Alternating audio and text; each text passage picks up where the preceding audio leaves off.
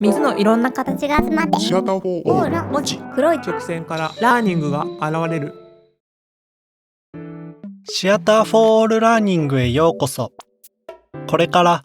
ある作品を感じたり解釈したりするためのウォーミングアップを始めます。クエスチョン、作品を感じ考えること。クエスト、考えたことを行動に移すこと。この2つの Q を持ってお楽しみください。今日のクエスチョンは、あなたならどんな会話を通して美術鑑賞をしますかです。白鳥健二と申します。全盲の美術鑑賞者ということで、鑑賞ワークショップに関わったりとかしています。川内有夫と申します。普段はノンフィクションを中心に本とかエッセイを書いております。この作品は全盲でありながら美術鑑賞を20年以上にわたって続けている白鳥健二さんを追うドキュメンタリーです。どうして美術鑑賞をするようになったのですか？20代半ばくらいの頃に、その頃付き合い始めた彼女がいまして、その彼女が美術館に時々行くっていう話を聞いて、これはもう、美術館デートしなきゃっていう気になっちゃって、で、初めて自分から彼女と一緒に美術館に行くっていうことになったんですけれども、まあこれがきっかけですね。何の展示だったんですか？その頃名古屋に住んでたんですけれども、愛知県立美術館でやっていたレオナルド・ダ・ヴィンチの解剖図展に行ったんですね。僕、マッサージの資格を持っているので、解剖の話はついていけるなと思ったんですよね。で、まあ、ダ・ヴィンチの解剖図の展覧会なんで、まあ、現代の解剖とはまた話が違うんですけれども、まあ、知識的には少しはあるので、なんとかなるかなっていうのと、あと、まあ、美術のことは何も知らなかったけれども、ダ・ヴィンチはさすがに、少しは知っていたので、で、まあ、なんとかなるんじゃないかという。実際はどうだったんですか？行ってみたら。まあ、それまでね、美術館といったら触れるものがないから、行ってもあんまり意味ないなと思っていて、行ったことなかったので、もう、なんだろう、美術館で、みんな静かに、ひそひそ見ているというかね、雰囲気からして、なんかワクワクしちゃって、一緒に歩いてもらったその彼女に、どんなものが書かれているかということをね、説明してもらいながら、話してもらいながら歩いたんだけれども、なんかね、すごく良かったんですよ。で、何が良かったかっていうのは、本当はね、その時はあんまりよく分かってなくて、なんとなく、これは、全盲の自分でも、美術鑑賞って、絵画鑑賞できるんじゃないかなって思い込んじゃったんでね。もしかしたら、デートの楽しみだったかもしれないのにってことですね。そう、後から考えれば、多分その好きな人と一緒に時間を過ごせたから嬉しかったっていう、それだけだったと思うんだけれども、なんかその時は、その絵画鑑賞できたみたいな、そういう、気持ちになっちゃって。それで単独で美術館に行ってみようっていう形になってきたんですね。会話を使って作品を見るってどういう体験ですか？今はですね、実際は言葉というか、会話をしながら、作品鑑賞するっていう形で、その作品の目の前に立って、作品の感想とか、思いついたこととか、印象とか感想とか、連想したこととか、もう作品に関してだったら何でも話していいよみたいな感じで、お互いに話を進めていくっていう感じで見ていくんですけれども、その美術館に行き始めた最初の頃から、その言葉とか会話にこだわってたわけじゃなくて、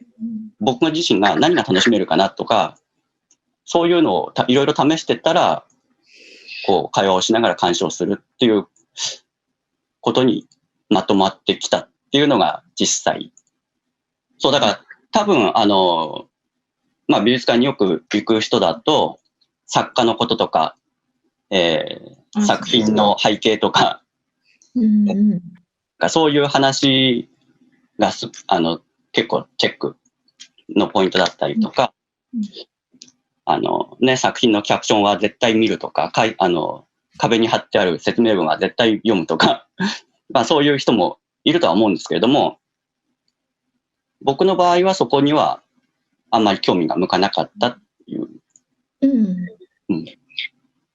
そうですね。だから一緒に見る人も、なんか別にその作品について何も知らなくても、ね、見れるっていう面白さがあって、まあその作品がもうなんか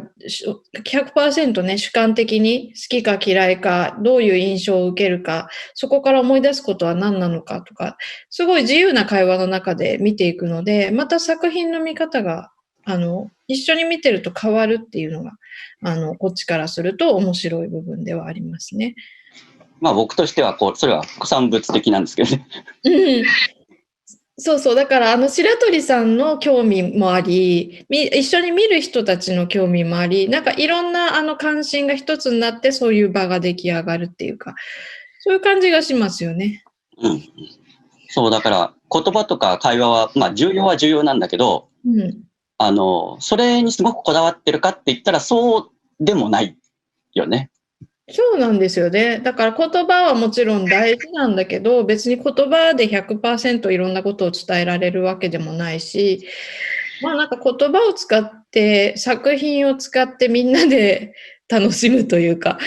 そういう感じ、最初は私もわからなかったんですけど、どういうふうに見ていけばいいのかなっていうのがわからない中で、でも一緒に見てるうちに、別にこれでいいんだな、みたいなのがわかる瞬間があって、それからもう自由に見れるようになった。この作品すごく好きなんだけれども、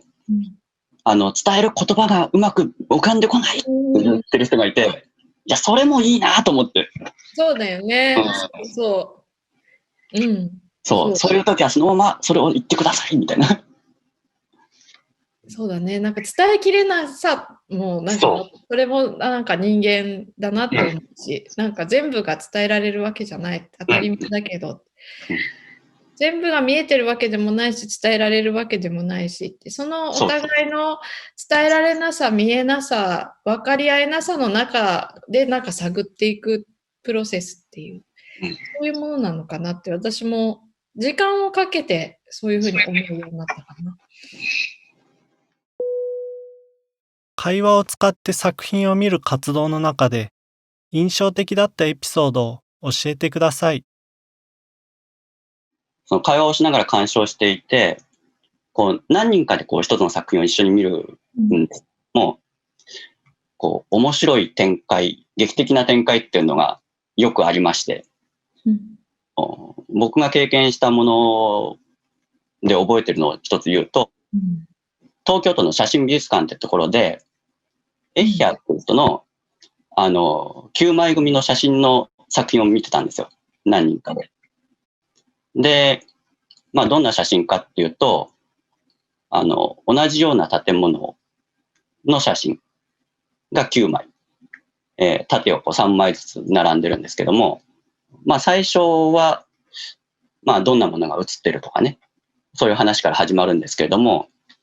だんだんディテールが出てくるんですよね。みんなの会話の中で。窓はどうだとか、人は写ってないとか。で、そういう細かい話を、少ししてたら、その9枚が9枚とも相当こだわりを持って撮っているんじゃないかっていう話になってきて、そんな話のところで、僕が思ったのは、これ9枚でこの形で展示するから意味があるんだなっていうのをふと思って、それを言ってみたら、そうかって話になって、この9枚が横並び一列だったら全然印象違っちゃう。3×3 じゃなくて 4×4 だったらまた全然違っちゃう。ってことは、その 3×3 っていうところにもすごい意味があるんじゃないかっていう話になって、で、そこから作家は、どういうところにこだわってるんだろうっどこまでこだわってるんだろうって話になってきて、作家が何をやりたかったかとかね、そういうのは本当はわからないんだけれども、なんだろう、その一部分に触れることができるみたいなね。そんなことがあって、あれはね、楽しかったですね、結構。そうですね。今、白鳥さんが言ったみたいに、やっぱり最初はなんか大きな印象として見るじゃないですか、作品を。それで、なんかこんな絵なのかなって思ってると、で、次にディテールをどんどん見ていくと、あれもしかして自分が最初に持ってた印象って全然違うのかなっていう、そういうなんかこう視点の転換が、まあしばしば起こるんですよね。もう起こらない作品の方がないぐらい、必ずなんか新しい発見があるっていうか、なんでこんなところにこんなもの描かれてるんだろうとか、最初この女性はすごい悲しそうに見えたけど、あれもしかして微笑んでるのかなとか、なんか、もし人間だと思ってたけど人間じゃないとか、本当にそういう、よく見ていくと初めてわかることっていうのがすごくたくさんあって、それによってなんか自分の中の視点が変わるっていう、そういう個人の体験もあれば、さっき白鳥さんが言ったみたいに、なんかみんなで見てるがゆえに、だんだん分かってくることっていうのがあって、それはなんかやっぱ一人では発見しきれないことだったりするんですよね。最初見始めた時と最後、入り口と出口が全く変わって、なんか美術館を出ていくような、そういう体験こそがやっぱり面白みかなとは思います。今日のクエスチョンは、あなたならどんな会話を通して美術鑑賞をしますかです。クエスチョンを持って作品に向かったとき、どんな驚きやワクワクがあなたを待っているでしょう。アーティストや学者の視点、ユニークな表現や感じ方に触れたとき、あなたの中の未知の扉が開かれるかもしれない。